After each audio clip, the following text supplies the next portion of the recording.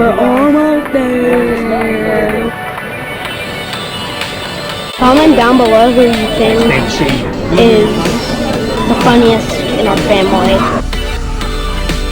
Perfect day, Mexico.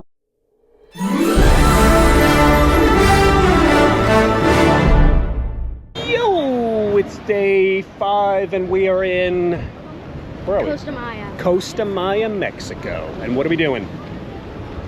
Mayan mountains. Mayan mountains. Yeah, we're doing Mayan pyramids. Exactly, a little archaeological Look behind, excursion today. Show them the old What? ship. I'm going to. I'm going to talk about how there's 3 ships with us today in port. We have, obviously, Harmony. We have MSC. And we have another Royal Caribbean, the Radiance, behind us here. Get ready to walk down a very long pier.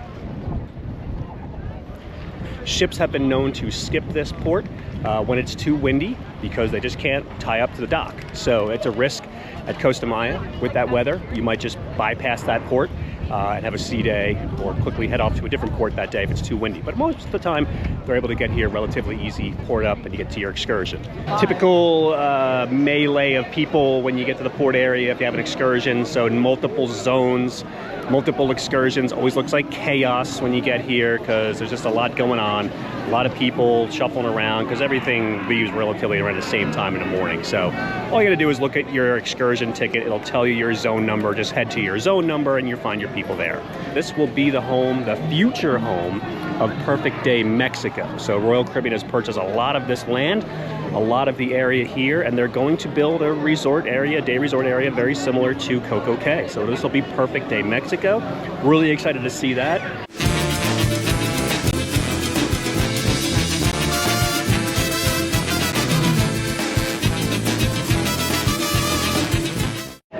All right, buddy, we're headed to the Mayan ruins.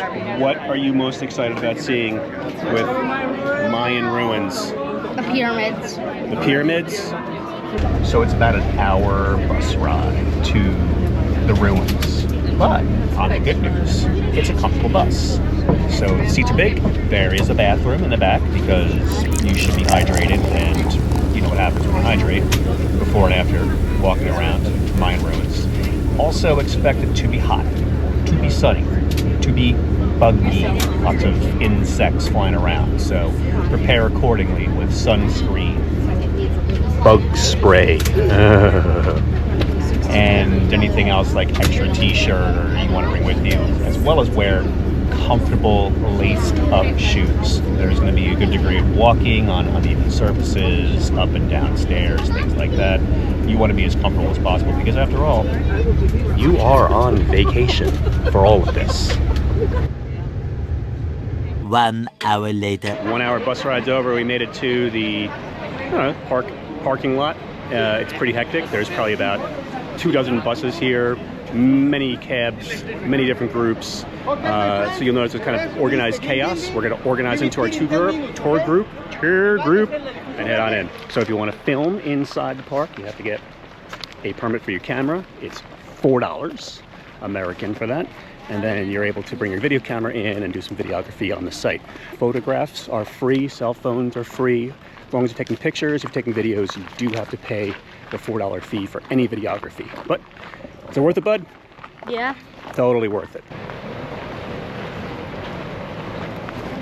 Very hot, very sunny, a little dusty. Got plenty of water packed and we're ready to go. So a great question from the young one. Is it real?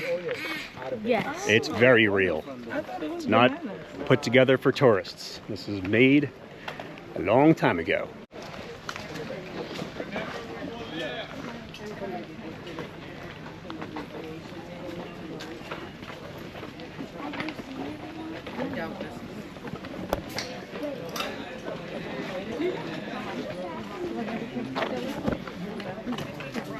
Just walking on the nice shaded trail, shaded being important today because it's rather warm and hot.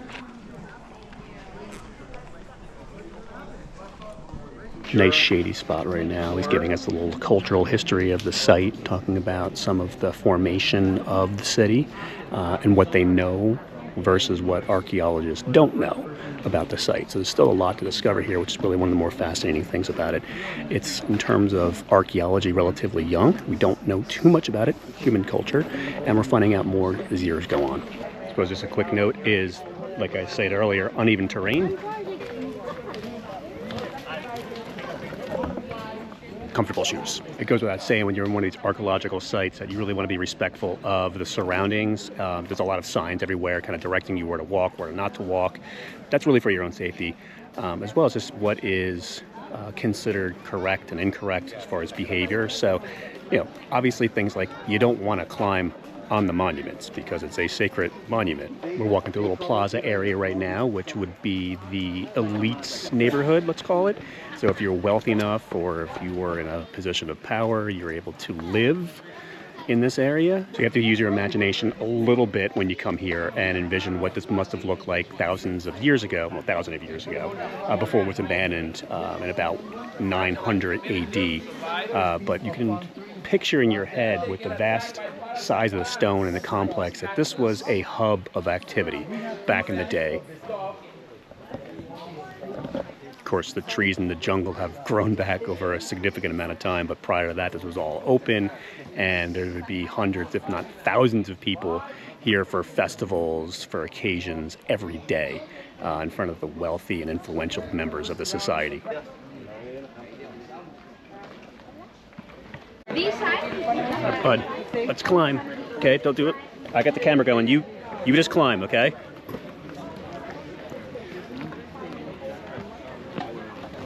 I should have been counting the steps. I'm not.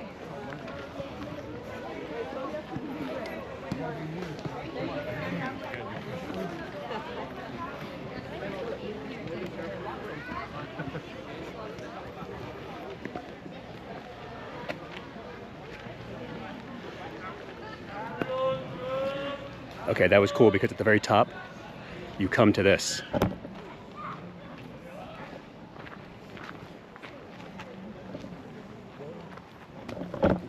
That was a cool climb.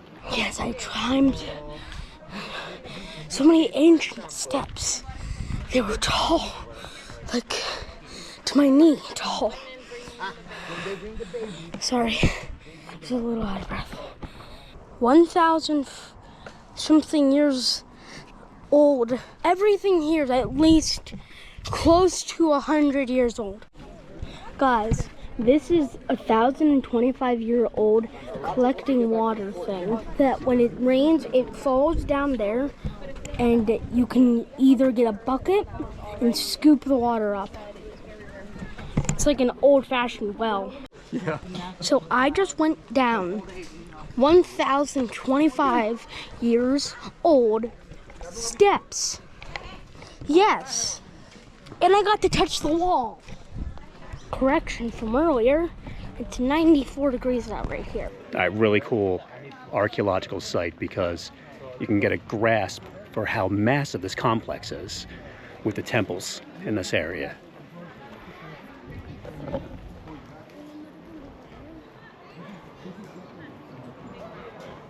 I don't have much time, but I want to walk around the temple just to the side, not going too far, just to give an idea from my perspective here.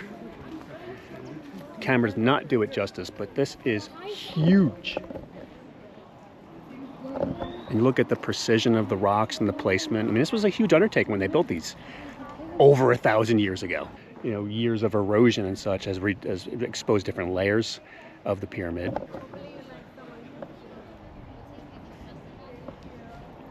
And you can even see some of the rocks limestone had covered up years ago, many years ago. But this is a really cool place. I'm looking up because I'm going to try to replicate some things to explain the significance of this, of how these pyramids are placed and what they represent in terms of the solar system. So right above me, you got the sun. It's about noon, so it's as far above my head as possible. The pyramids were strategically created. They would line up with the sun or different constellations or different stars in the galaxy. This particular one, at a certain time of day, the sun would rise over the temple at the top of the pyramid. That's probably a cooler video at like 8 in the morning. So just as happenstance, we just happen to be here at the time period. It's his time. Let's try it all again. So by pure happenstance, we happen to visit this time of year because the sun is right overhead of us. And from that camera view, you can get an idea that when the sun passes over this temple, it is aligned with that path. So it's really cool to see how the architecture is lining up to the solar system, lining up to the sun and other constellations. And it's just how they plan this out in such massive scale and did it all manually thousands of years ago. We're gonna walk back to the main area, the tienda, get some water because I'm thirsty. This is the first pyramid you see when you walk into the complex. I'm just walking past it in the last little bit of our excursion here today.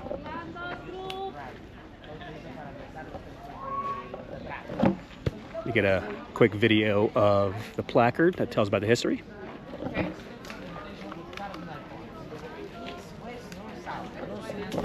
So this was another compound, had many structures all throughout here. Now the cool thing is a lot of the city is still buried. So using LiDAR or modern technology, scientists, archaeologists are able to cover more of this. So the site will most likely expand as time goes by, considering if there's funding for that to excavate more of the area. But it's a really cool place to come visit if you are into archaeology, if you're into this ancient history, especially Mesoamerican cultures. It's really cool to see it and really grasp it in person as opposed to videos and pictures and YouTube and things like that you're doing right now. We've concluded our walking tour and we're back at the parking lot with the buses. We're gonna hit the store up, maybe get some souvenirs, definitely a bottle of water. Right, that's a little better, that bus is a little loud. So what I was saying is we've concluded our walking tour, a little over an hour. There are the paths that are flat. There's a lot of terrain that is rough and roots, rocks. So you gotta be careful when you're walking around. And like that, we're back on the bus. So another hour-ish ride back to the port after our walk today. Nice, relaxing, air-conditioned bus. I'm probably gonna take a nap because, yeah, might as well.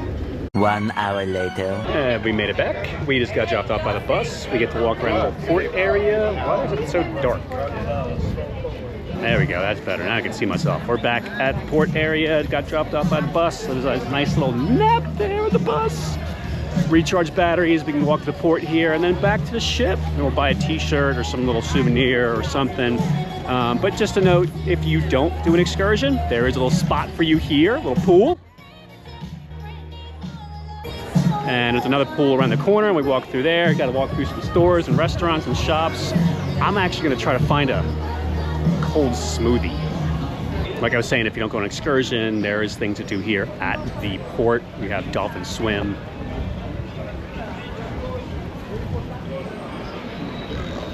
And you have little pools and stores and restaurants in the area. As you're walking around, you can come around and see the flamingos. Look at doing a little dance.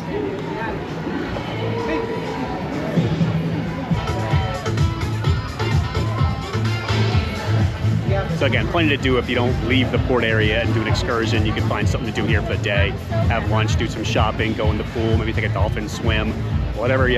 It's right here in the port area. It's gonna be interesting to see how this changes with Perfect Day Mexico coming. If they expand it or it gets larger, because there is an MSC ship here today and there's other ships from other cruise companies at port here as well. So they will have access to the area. It's not owned by Royal Caribbean, but we'll see how that then changes the business model for Royal Caribbean at Perfect Day Mexico. Quick note, it is a long pier, like I mentioned earlier in the video, but if you have mobility issues, there is a tram to assist you getting to and from the pier, because if I turn the camera around, you can get an idea how long this pier is. All right, bud, so let's finish this video at Costa Maya.